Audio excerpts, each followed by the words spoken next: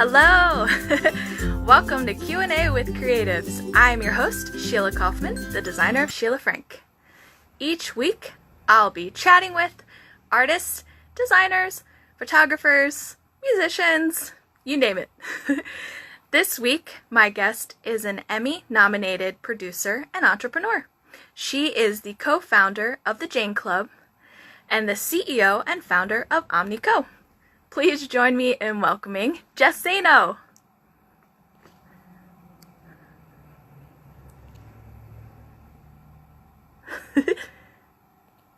We'll get her.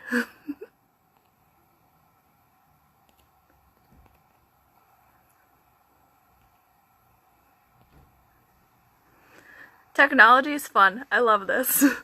Thanks for joining.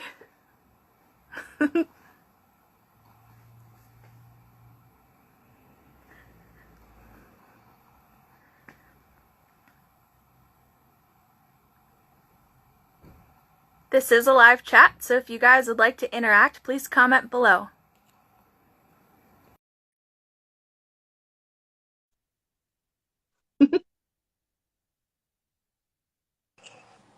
Am I here? Yay! Good morning to you. You. Thanks. It's afternoon here.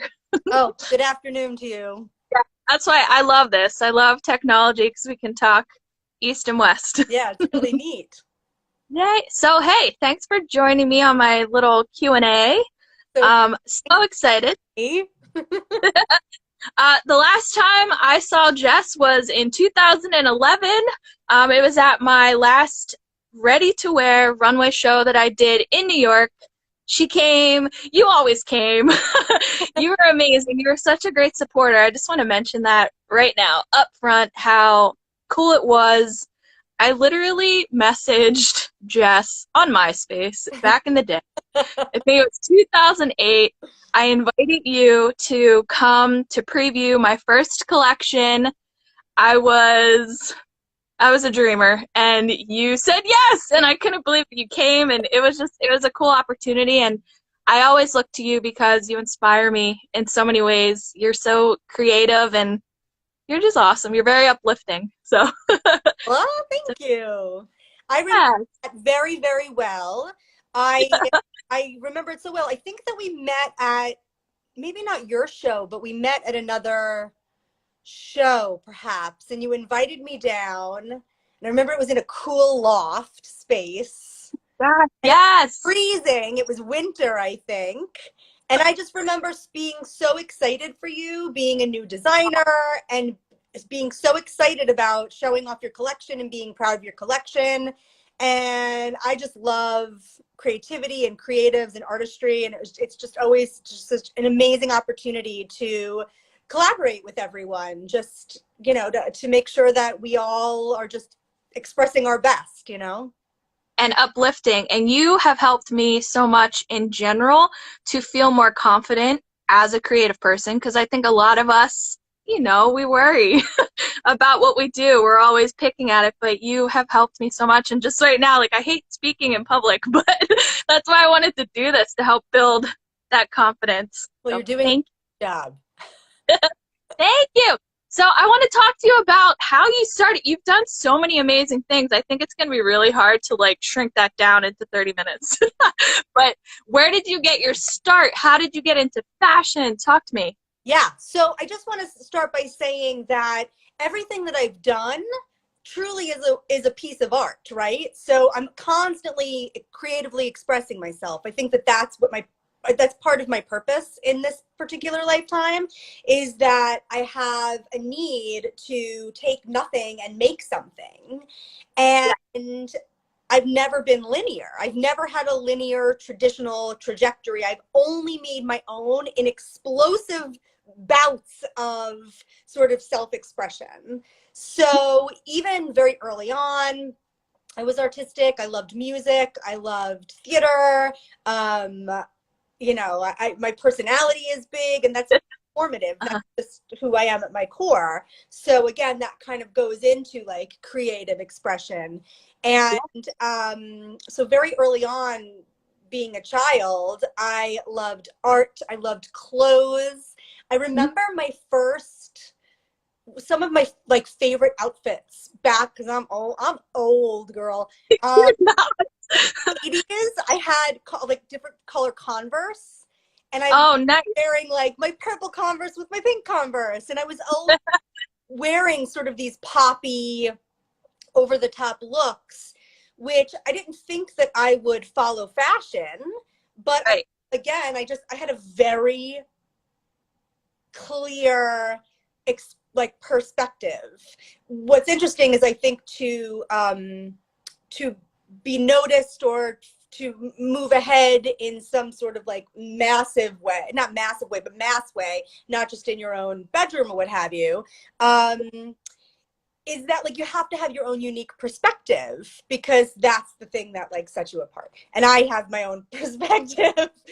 Like interesting for people, and I went with the flow, and here I am. So I started in entertainment. I really believe like my entire career is basically like founded in entertainment, and I thought I'd be an actor. Some of the things I did when I was younger, I was on the show Daria. So do you remember? Oh my gosh. Yes, I do. What? So I was on Daria, and that was like something I did in the beginning. And I ended up going to school in Manhattan, in New York City, and for theater. And while I was there, I got a job at Saturday Night Live as a PA. And I remember having the thought of like, I don't think I'm an actor, actually. I believe that I might be a producer or director. And I was always fascinated with women and women empowerment, and women as the heroine, and women as the lead, and women who said something. And I remember I had this aha moment in college, like sitting in the library, typing up some like monologue night I was producing for friends. And I remember having the thought of like, oh, this is what I'm meant to be doing. I want to create opportunities for women voices, essentially. And with Saturday Night Live, I kind of like didn't pay attention to school much. Of changing schools. I came out to LA on a student exchange. It was like I got like a Fulbright scholarship to come to LA. And while I was here, I studied comedy, and I studied Joan Rivers as being one of the first women in improv comedy under a man, or with a man, named Del Close, and the beginning of the golden age of television. I think I have a huge passion for that particular subject, and to hear about these women. See, Sheila, you don't have to say anything. I can literally talk for. No, you're talking, and I love it. I like learning about people. Learn about saying anything. I will speak for 30 minutes straight. Do it. So I was learning about comedy, and that was very exciting to me. I ended up going back to New York City after my exchange was up, and I got a job at a place called pseudo.com, which is Pseudo. So this was in 1997. I was a teenager. It was dial-up. We didn't even have the internet. And what Pseudo was the first online television network. So it was an incredible loft space on Houston and Broadway in New York City. If anyone remembers this reference, it was the DKNY building on the corner of Broadway and Houston. And we occupied the top floor, and eventually over the course of 3 or 4 years, we had like most of the building. Jeff Koons, the artist, was on the bottom. And I was a child, so I was the receptionist at first, and the owner, the founder, his name is Josh Harris, who's a wild man. And if you ever want to know more about Pseudo or Josh, there's a Sundance award-winning documentary called We Live in Public that I'm in, that sort of gives you the history and the wild epic adventures of Pseudo. Excellent, thank you. Yeah, you can ask. So Josh was like, "You're terrible as a receptionist. What do you want to do here?" And I said, "I want my own show." And I ended up creating something called Star Freaky, which was essentially like, I was like a Hollywood outsider with I was like, what did we say? I was an Hollywood insider with an outsider point of view. I don't know. It was something where like I try to get into events with a camera. And sometimes I would, which was awesome. And sometimes I wouldn't, which was even better. And it was just this idea of me like crashing parties And again, Love it. sometimes I'd end up on the red carpet with Denzel Washington and Tom Hanks singing together. Yes. And sometimes I would be in the back by the dumpster. I loved doing it so much, and it was really there that I learned. It was my school because I didn't finish college, and it was my school. I learned how to write. I learned how to produce. I learned how to host. I learned how to do all of those things there, and we were such a family, and we were creating so much beautiful, incredible, interesting artistic content, and that lasted until 2000, when the internet first burst. So, Well, yeah. I like that you said that was your school, because a lot of people, I feel like in the creative, things are changing now, which is fantastic, but I think a lot of people, you think that you have to have this education, get this degree, then you're this creative person so you can get an income. Like, it's so, that is linear, but that's why I wanted to do this too, because I like to hear people's stories. Yes. And how they've created these crazy, awesome journeys. Yes. So for saying that, I think that's perfect. Yeah. Cool. So it's funny. I think to myself, we were just speaking about maybe like MBAs and do we follow MBAs? I do have a desire in my lifetime, even though I'm completely middle-aged, about going to school, finishing school, and then possibly going for my MBA. Yeah. Just because I love knowledge, and I love education, and I love being in school and learning. I'm a lifelong learner. So I think about doing that a lot, you know? And like, as a creative, it's also a business. So like, I'm an artist, and you could be the artist, but like the anchor to that is learning the business of it, and then essentially like monetizing, optimizing, all of that stuff.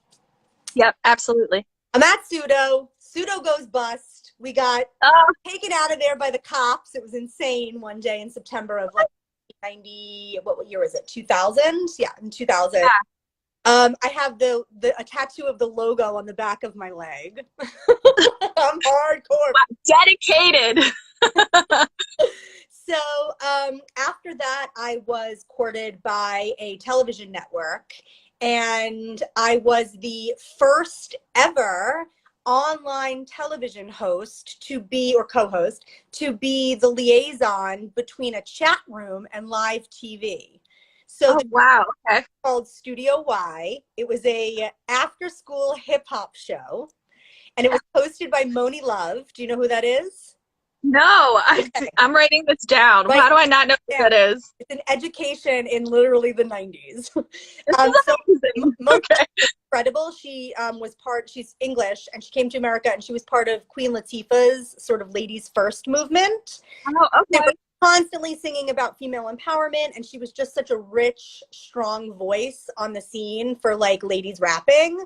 And she had a song like Moni in the middle. Where's she at? In the middle. So Moni was the host, and then I was the co-host, and my name was Chat Chick Jess, and I would liaise between like Uptown Bronx kids and the television show because it was live.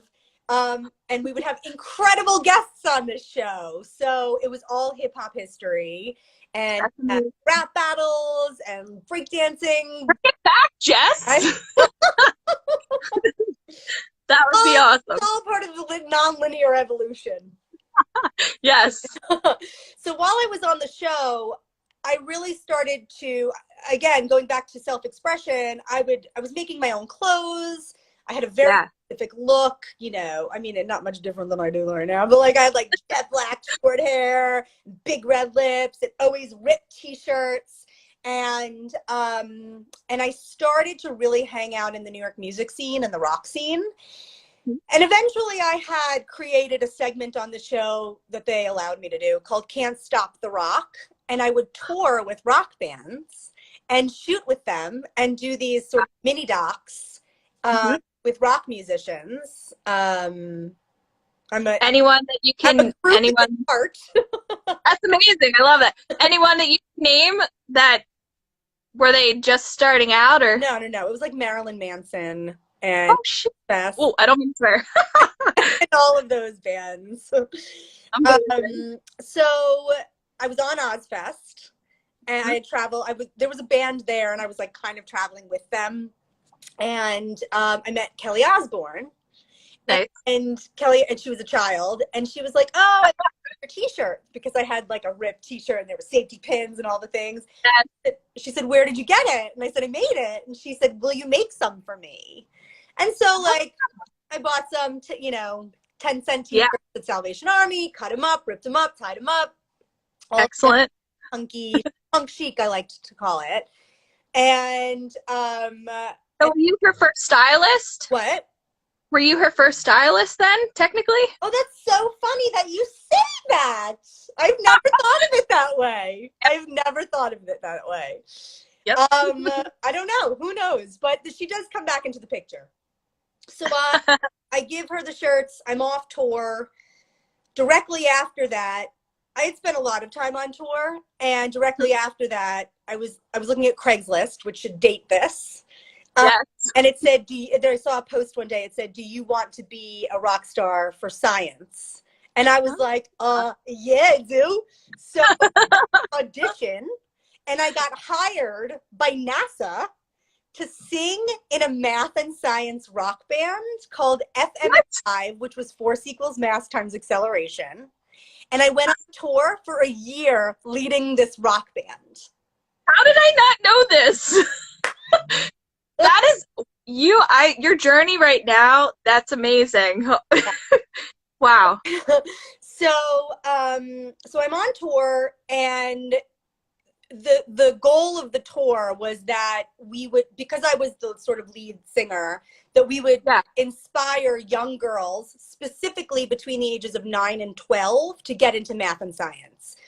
The age of 9 and 12 is incredibly fertile for where a girl goes. So statistics show, like, at 6 years old, we start to fall into archetypes of gender, and a girl starts to believe that she's not good enough, worthy enough, can't do it, not interested. She's not fostered math and science. She's fostered something else. I mean, I think the times are changing, certainly, and rapidly, and it's amazing. But for the most part, at this point in 20, whatever year it was, what year was it? I don't know.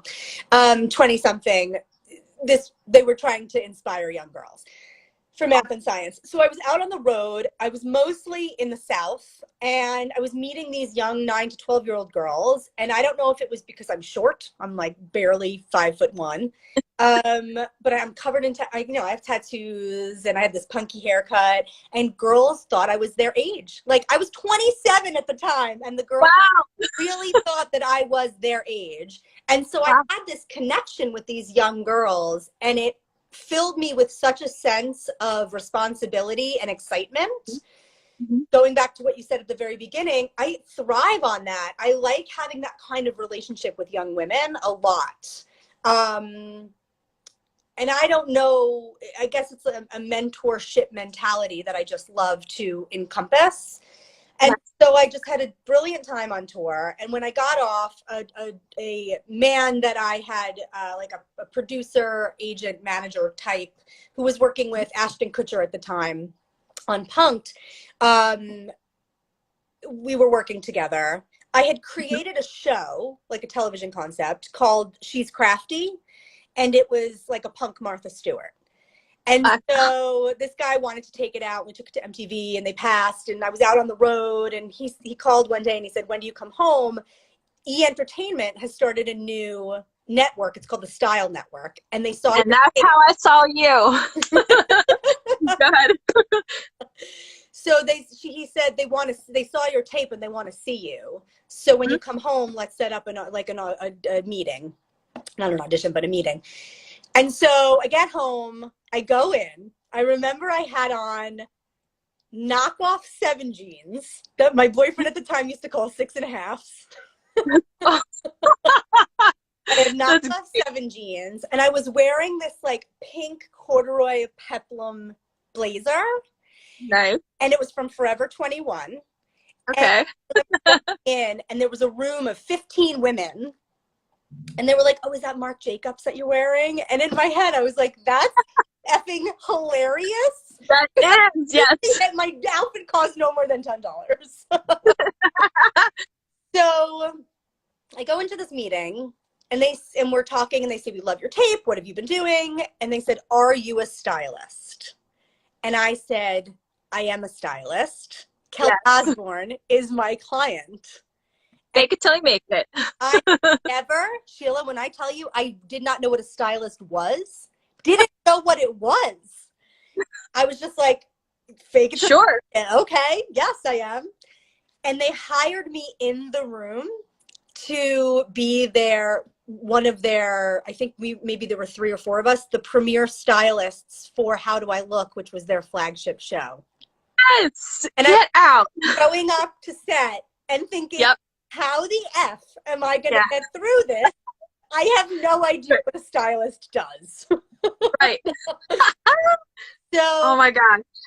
So I remember. Well, that was my introduction to you. Was the Style Network? I remember I saw you on the Style Network, and I was like, "This person is so you're so personable." So it was I really like your out that everything that you do. It's amazing, and that's when I contacted you on MySpace because I was like, "Hey," but keep going. Sorry. Yeah.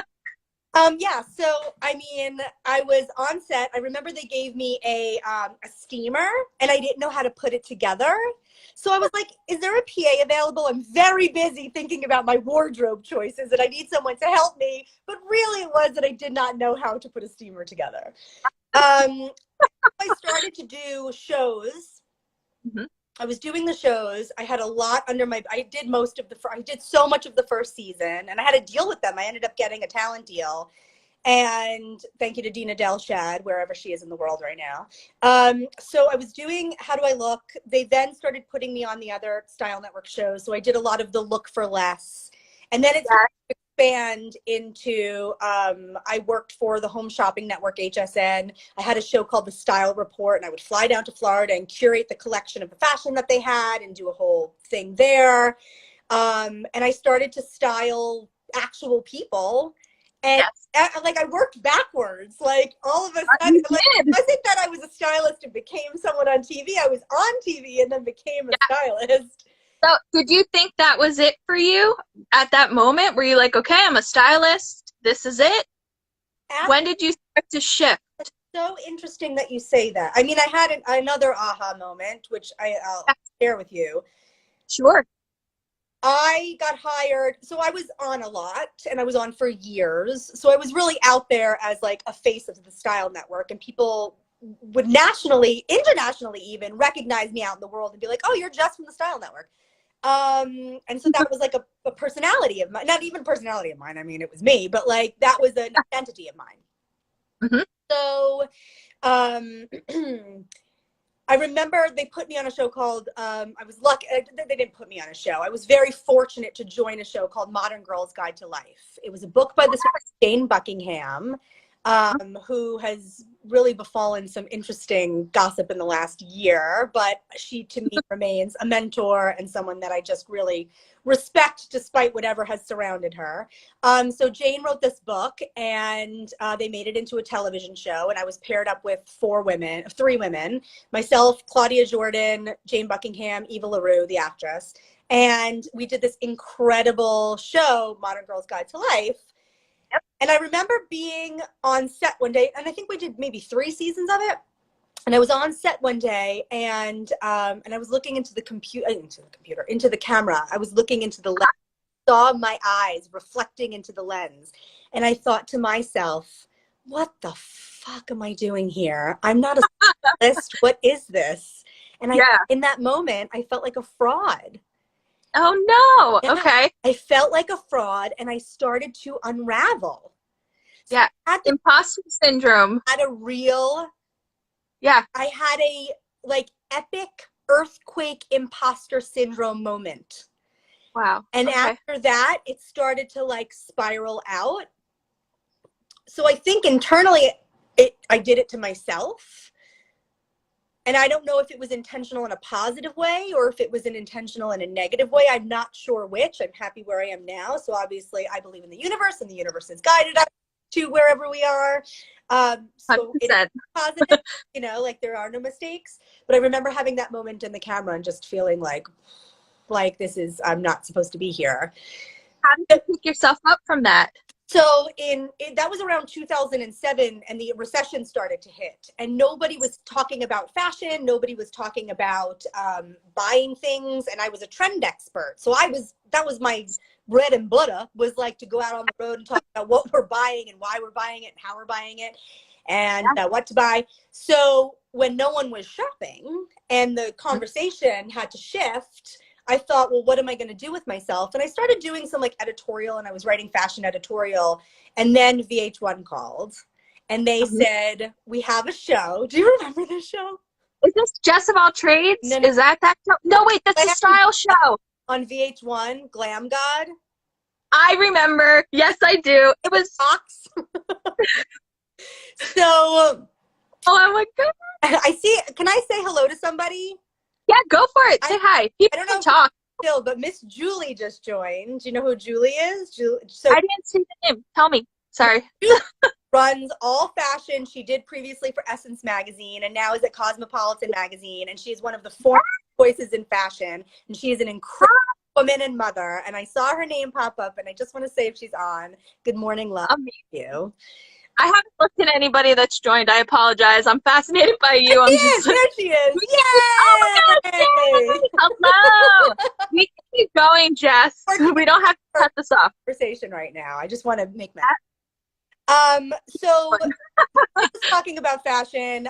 VH1 called. I had a friend there from the Style Network who said, we have this new show. It's called Glam God with Vivica Fox. It's a reality show where we're going to cast people to be the next celebrity stylist.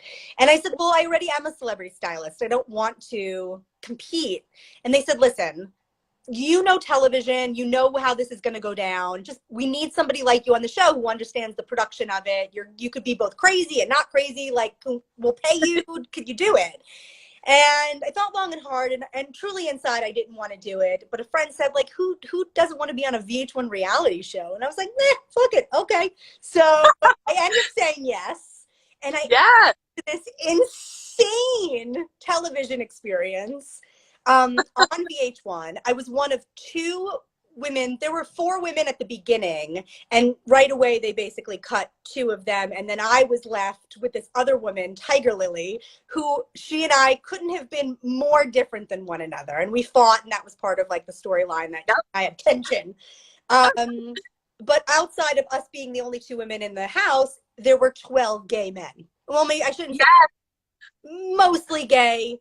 2 who are now women, who have transitioned to be women. So I'm in a house full of drama queens. Wow. I can't even imagine. But I remember this. Yes. Nuts. So the reality show world is really, really screwy. And what advice would you give to somebody that wants to do a reality show? Because I know there's so many fashion reality shows now. Like, didn't Heidi Klum and Tim Gunn just did another one on Amazon? And that was less drama, I thought, which was very nice. More about the talent. But would you recommend it? No. So I think that if you're considering doing a reality show, I had a pretty horrifying experience that led me as close to a nervous breakdown as possible, and really broke me open, because it is exploitative and it's not easy to do, and it's not normal to humanity to be a part of. So I did not like it, and I would say to anyone, do not do a reality show. But if someone has, like yourself, let's say, if you wanted to be in a bridal competition where you really were showing off your work in hopes that you would be gifted $100,000, absolutely, you would consider it, but no, it's not all what it's cracked up to be. And you have to really know if you could mentally, are you capable of mentally handling what this thing is? Because it is a beast. And I would not recommend anyone to be on a reality television show. I don't know if I can handle that. I'm too much of an empath. Oh gosh, no. I feed off stuff, so I don't think it would be good for me. No. It was really bad. And so when I got to the house, it was 30 days in a house. They didn't let us outside. The only reason we were allowed outside is if you smoked. So we all took up smoking. And we had something called the white phone, and you would call on the white phone to get what you needed. And every morning I'd be like, can someone please bring me some Airborne? I need some vitamins. I want to take care of myself.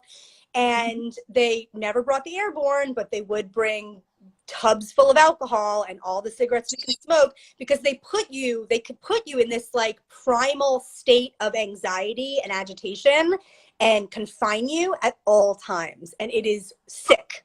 I really think it's like a crime of humanity. And it's an experiment. Yeah. It's a human experiment. Oh, I was really fucked up when I got out of there. I don't know if my mom's listening, but like when I showed up when I got kicked out of the house, I made it to the end, and I got, you leave the house, and I went home to New York afterwards because I was broken. And it took me probably, I want to say 3 to 4 months to get back to a normal state of like mental stability after it. And then you're seeing this stuff on, like you're seeing it on TV too, so that doesn't. And then you see it. Then you see what they made. And the production company that did I won't name them, but the production company that did our show, in their next show, one of their contestants killed his wife and then killed himself. So like this is what reality television is doing to people. And so I had the thought of like, I don't want to do this anymore. Like, I don't want to be in entertainment anymore. I've spent my life in entertainment. This is painful for me. Like, I just want to do anything but. At the time, I was just like broken and I want to do anything but. And so I ended up working at a suit shop in Soho called Sew, S-E-W, which was actually the initials of the owner, Scott Wasserberger, who I'm just, to this day, is another just dear, dear, dear friend and mentor of mine. And I just love him so much. And he had a father, Artie Wasserberger, who I guess at the time was like in his early 80s. And Artie had come over from Germany to escape the Nazis. And he comes to New York, Brooklyn, and has a suit shop where he has this men's suit shop that they used to cater to the mafia in Brooklyn. And Artie ended up retiring, but Scott, his son, takes over the business and brings it to Soho and makes it a couture boutique suit shop for men. And I came on as a shop girl, and my days were filled with hanging out with Artie and men coming in and him telling me jokes and stories, and men would come in and I would measure them, and then Artie would cut fabric and we would pick out fabric and beautiful like Loro Piano, just like the finest Italian English fabrics. And we would put them and we would cut them, and there was this old Russian man named Zaino who would sit and drink vodka and he would sew. And this was my experience for a year. And it really is what healed me back to a place of like, okay, my body and my heart and my soul are healed. And so, and they healed me. So thank you to Artie and Zeno and Scott for just being so instrumental. I always am enterprising. And so while I was with Scott, we came up with something called the boyfriend shirt. And it was this beautiful white button down, custom fit men's tux shirt for a woman. And we like went out with it. Like we did the piece, we cut the piece, and then we would do them custom for women. They were so sexy. And we say that you guys started that trend. Would you say you started that trend? I would say we certainly had our finger on that pulse, because after that, all the boyfriend stuff started to come out. So Scott and I we had a beautiful creative working relationship. I love creative collaboration with people I love, and he's just someone I love. And we made this beautiful shirt, and we were doing them in pinks and blues and whites, and it was just so simple and classy and French cut. And it was so good. Yeah. And beautiful fabric. And we got a bunch of press on it, which was really fun. But at that point, because we're enterprising this thing, my ambitions, because ambition might not be the right word, but I like to work. I work very, very hard, and I like to work a lot. My brain works in a profound way that wants to do everything. And that's why I admire you, Jess. Thanks. Thank you. I try to think, I feel like I am similar in that, and I love, Cool. So you know what I'm feeling. You can't stop. You can't stop, You don't want to stop. You shouldn't stop. No. Why? Why stop? Why stop? You're creative. You persevere. Exactly. So I had an ex-boyfriend who is a music video director, and he started calling me and saying, hey, I'm a connector. So he was like, can you hook me up with this person? Can you hook me up with that person? And I was like, listen, Dan the man Melamid. I said, Dan, if you ask me again, you need to hire me as your producer. So he was like, Oh, all right, I'll hire you as a producer. So that started my producing career. And, awesome. Oh, this is cool. and it, you know, if I may circle back to sitting at the library in college, producing this monologue night for my friends, I had the innate ability to like take something out of nothing and then put it all together so it's a pretty package. And so I started to produce with him, and we did 50 Cent videos, we did Rick Ross videos, we did Redman videos. And so Wow. I was working again in hip hop in downtown New York City as like the only woman on a set of, you know, 500 extras in basements and Bed-Stuy, carrying around $200,000 in cash on my back to pay people. That's how hip hop worked back then. And I was like, wow, I could do this. This is art. And Yeah. again, I tend to have really amazing collaborations with men, and Dan is another man that like I collaborated creatively with in an explosive way. And I was creating there. And then my sister, Caitlin Zaino Von During, she at the time was living in Nicaragua and had started a food blog called The Urban Grocer.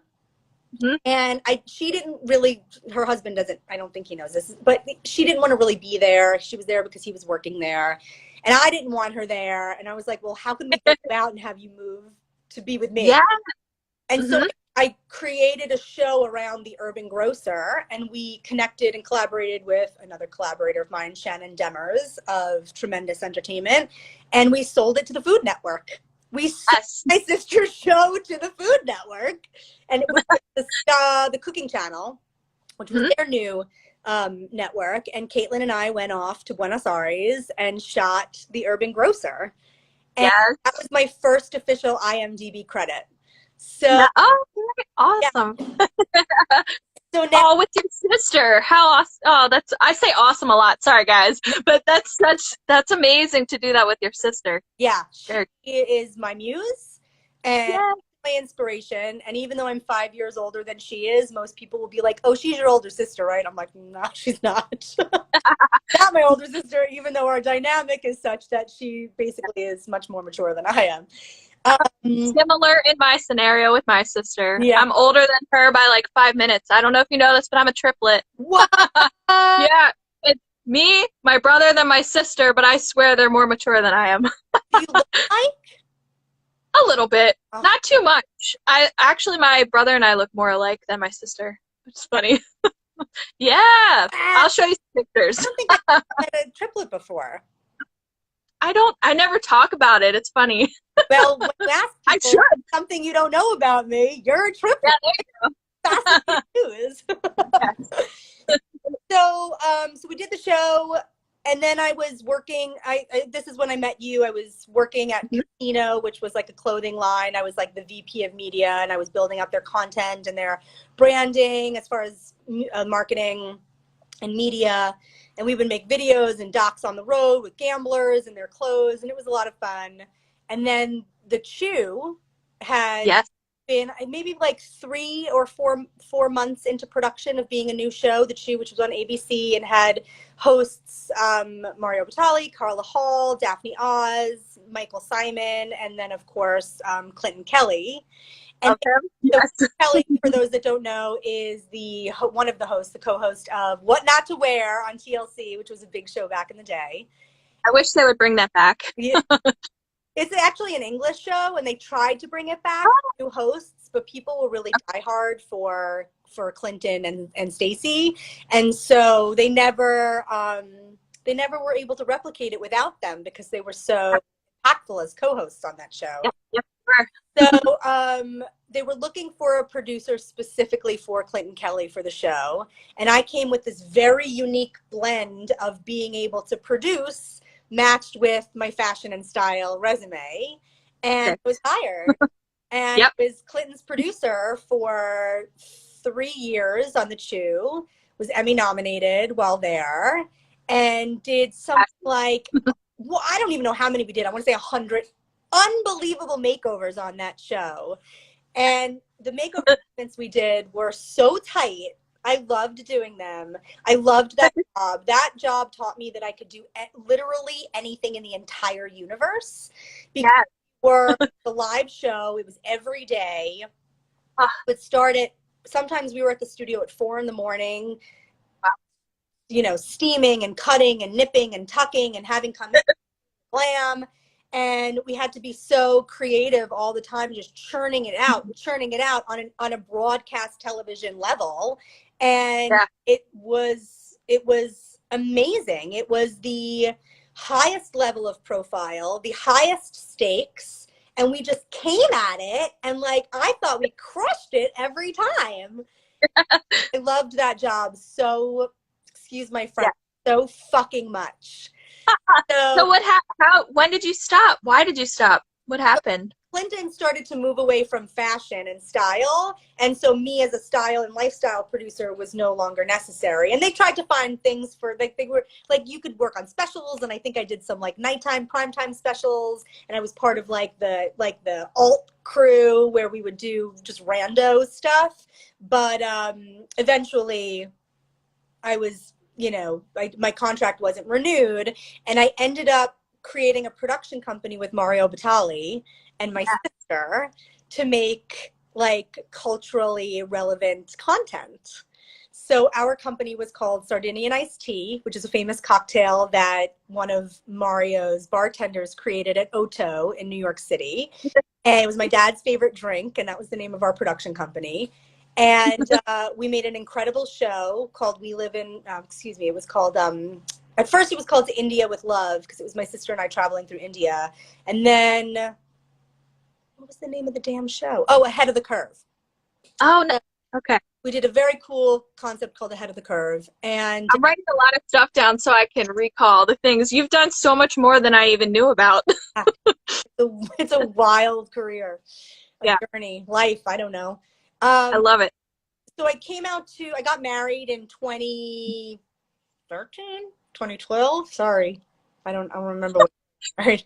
I was either married in 2012 or 2013. And my husband at the time and I were like, we want to move out to Hollywood. He's an actor. I just love Los Angeles. And I was like, let's go.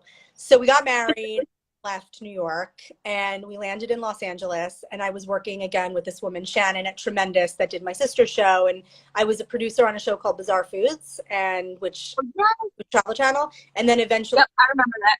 Bizarre, it turned into, not turned into, but there was an additional show we did called Delicious Destinations that I was a producer on. And I got pregnant. And I was 38 years old when I had my son, Roan. Wow.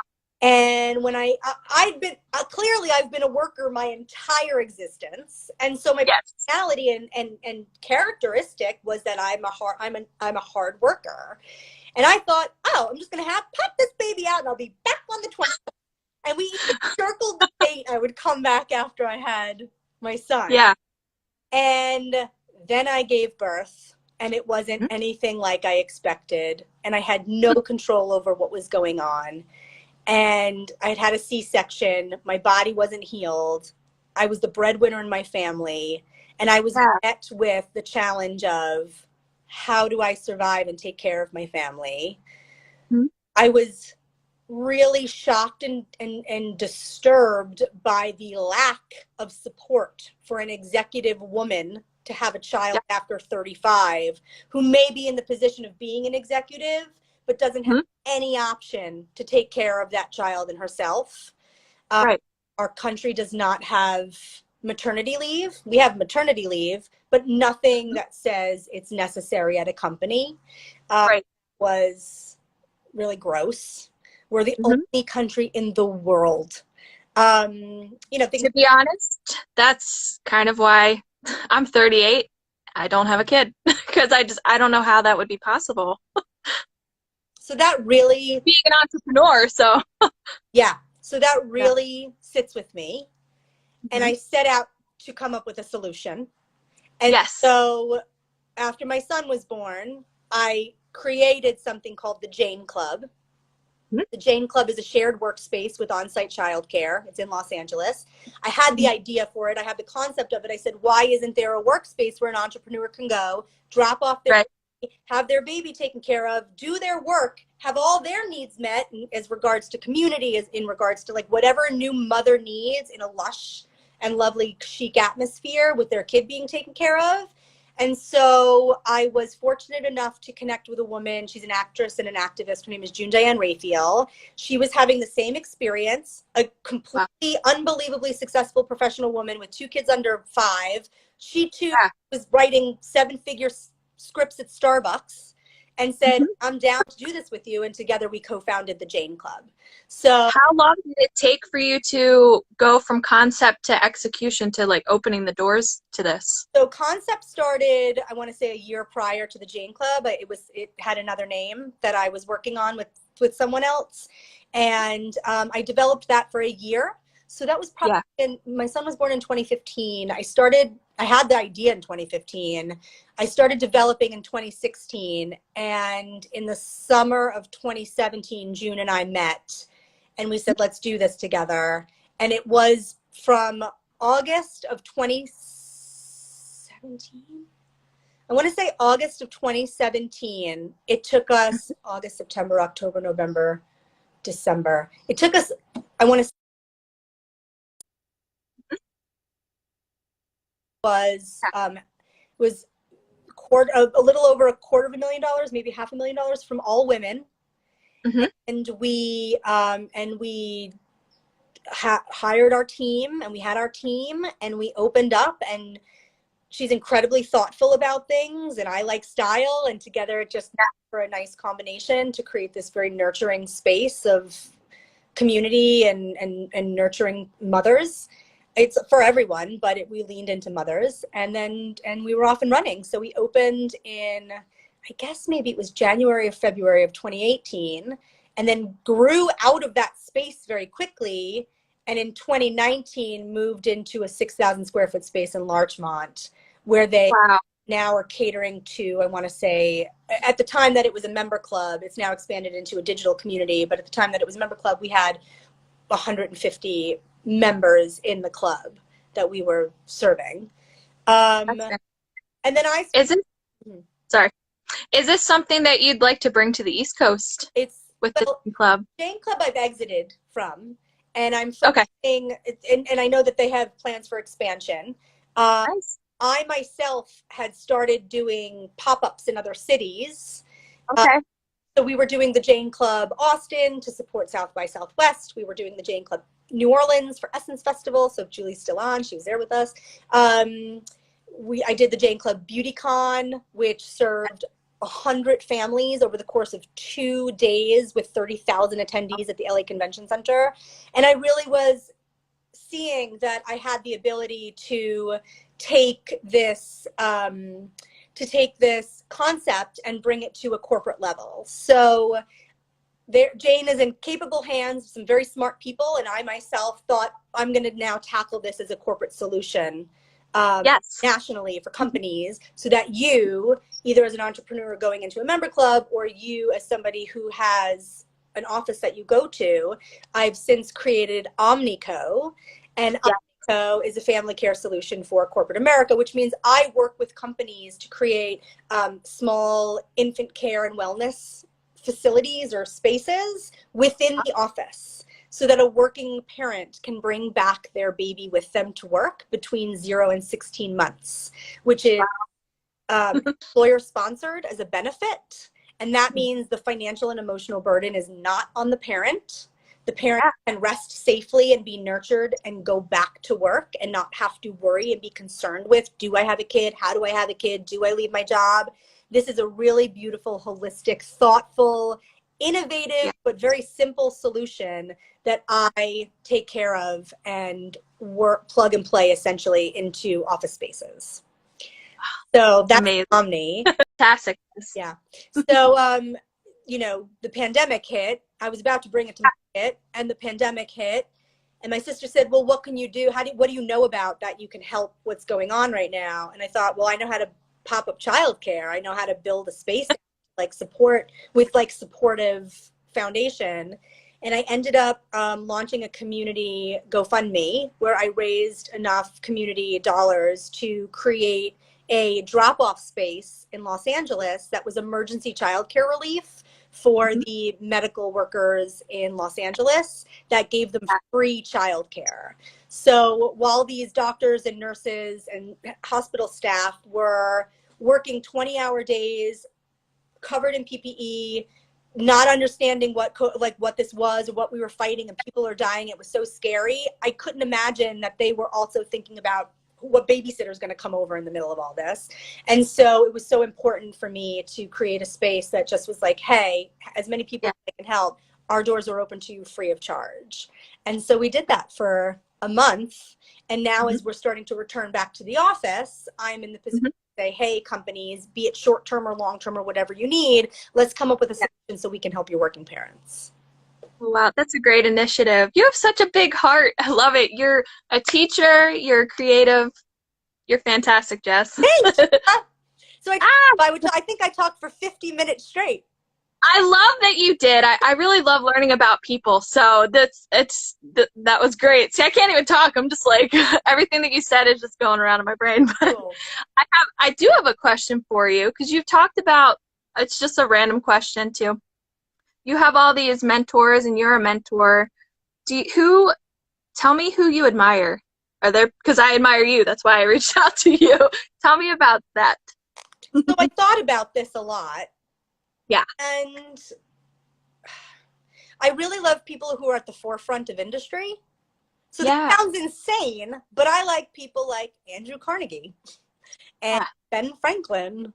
And yes. Oh, cool. Okay. It's not so much that I have a contemporary inspiration. My inspiration is based in these people, again, people like Henry Ford, people who have truly created life-changing concepts and systems. I feel like that's you, Jess. You're creating things, yeah. So that is what I'm moved by and inspired by. And then in regards to mentors, I really look to women and men that are in front of me, age-wise, older, a little wiser, what have you, but who have like carved their own way and have had thriving success around it. So I really love success. I'm not one to say I want to be a starving artist. I'm not. No. I'm down for all of it. Give it to me. And so, you know, I was thinking like, even from today, people I really admire are like, I don't know, like the Obamas I love. I just think Michelle Obama, this smart, intelligent, incredible woman, is out there making such impact around what she says in a way that is so powerful. So she's somebody I really am in awe of, and he is too, President Barack Obama. Just like these people that have overcome, you know, whatever they have, Chicago and what have you, their skin color, and have become like the best people in the entire universe. Yep, absolutely. So I'm inspired by that. Aw, very nice. Oh my gosh. I don't know, how do we end this? You're amazing. I just want to keep talking.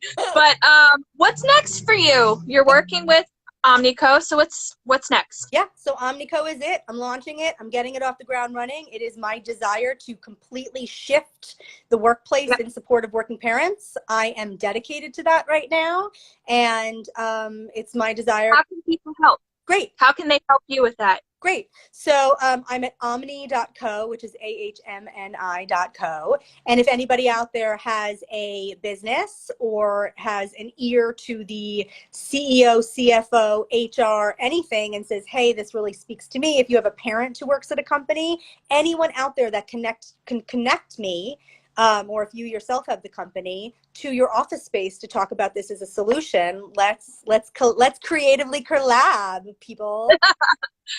Collaborations are key. Well, hey, thank you so much for chatting with me. Does anybody have any questions? Do you want to ask anything down in the chat below? We're live. Hi, Horizon Bridal. They're amazing. They're a startup. They are, they're actually going to be doing, so they're for Bridal Market Week. I don't know if you know about bridal, but there's been quite a shift in the industry, designers. There's a lot more emerging designers now, and so there's these cute little niche trade shows that come about, and Horizon, I'm pretty sure they'll be doing a virtual market. Cool. And she just gave me some hearts, yay! So we're waiting to find out what's happening with that, but I'm hoping that takes off because that'll be nice for myself, small businesses. Great. It's hard to get the buyers right now, so yeah. yeah. Very interesting Yeah. how you have to, as you said earlier, pivot to how now optimize your business. Working hard at it, so we'll see some changes soon. Great. Yay. Well, Jess, thank you so much. And I look forward to chatting with you more off of here sometime. So thank you and good luck with everything. Oh, sorry. Go ahead. Bye.